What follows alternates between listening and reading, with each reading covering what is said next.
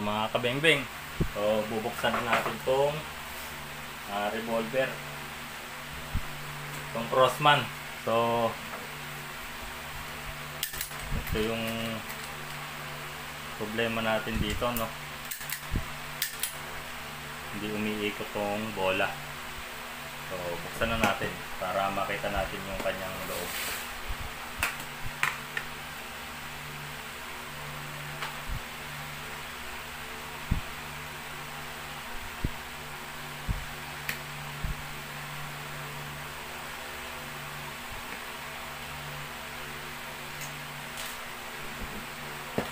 Tanggal na agad tong barrel niya. Isang tornilyo pa lang.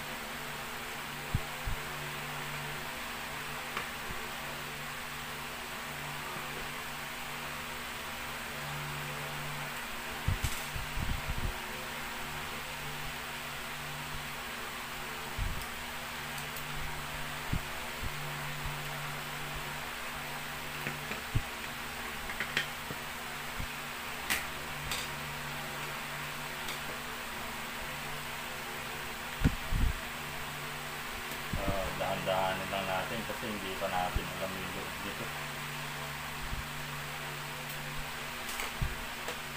Okay.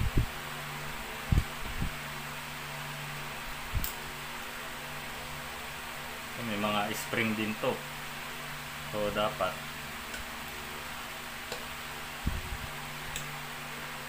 dahan-dahan lang yan.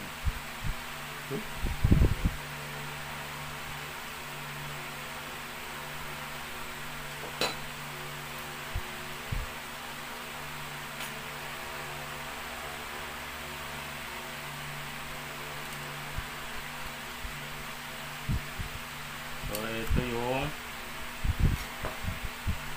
problema natin. Ito kasi yung tumutulak dito. Yung nagpapaikot dito sa bola. Ganyan. So aayusin natin to. Kung anong dahilan bakit. So dyan siya nakasalpak.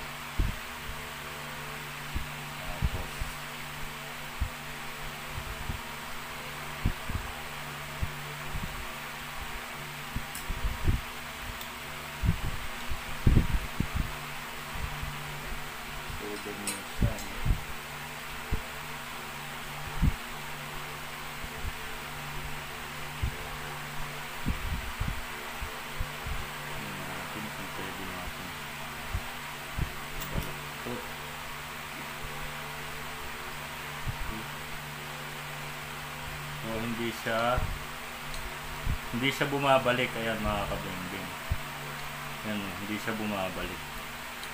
So nawala siguro yung pangpigil niya dito, kaya pag pumuputok siya nakaganon lang siya, nakanganga. Ayan, hindi siya bumabalik na ganun. So wala siyang binabanggaan.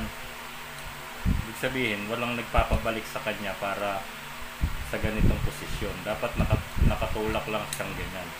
Kaso pag pumutok siya, ayan, ganyan. Kaya pag binaba siya, pumuputok, ay umiikot yung bola.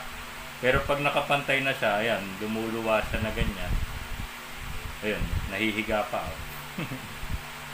So gawa natin siya ng paraan kung paano natin siya mapapabalik ng ganyan. So ayan mga kabengbeng, no, naglagay tayo ng ano dito. So binutasan natin tong housing nya, ilagyan natin ng screw. Yan, para may babanggaan siya. So testingin natin siya ngayon, no. Balik natin yung bahay. So pinas forward lang muna natin mga kabengbeng. Medyo pinag-isipan ko muna ng matagal-tagal tong unit ni sir bago natin nagawa ng paraan. So nag-research din muna ako kung ano yung piyesang nawala dun sa unit niya.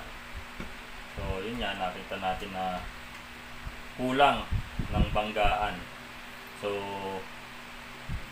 naputol na rin yun. So, ngayon, ginawa na lang siya natin ng bago.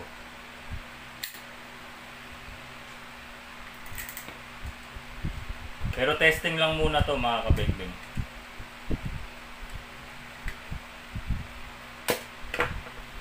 Testing lang muna. So, ayan, nakatanim pa yung screw na nilagay natin. Yan. So, testingin natin kung iikot. Ayan, umiikot na mga kabengbeng. Yan. Umiikot na yung bola. Oh. So, yun yung problema nito. So, ngayon, yan, umiikot na siya. Pero papalitan pa rin natin to ng ibang screw. Kaya lang, parang ayaw ko na rin tanggalin eh. Kasi baka mabago na naman. Pero okay na siya. O, ayan, umiikot na. Di ba? Okay ba? So, ayan yung latest update natin dito sa revolver mga kabengbeng. So, baka palitan pa rin talaga natin to. Medyo hindi maganda. Pero tatanungin natin yung may-ari. Pero okay na siya. Ikot na. Yan. So, ayan po yung revolver 357 mga kabengbeng. Medyo ilang araw ko din siyang pinag-iisipan. Hindi lang po isang araw tong video natin na to. Ilang araw ko rin po yan na pinag-isipan tapos kung paano didiskartehan.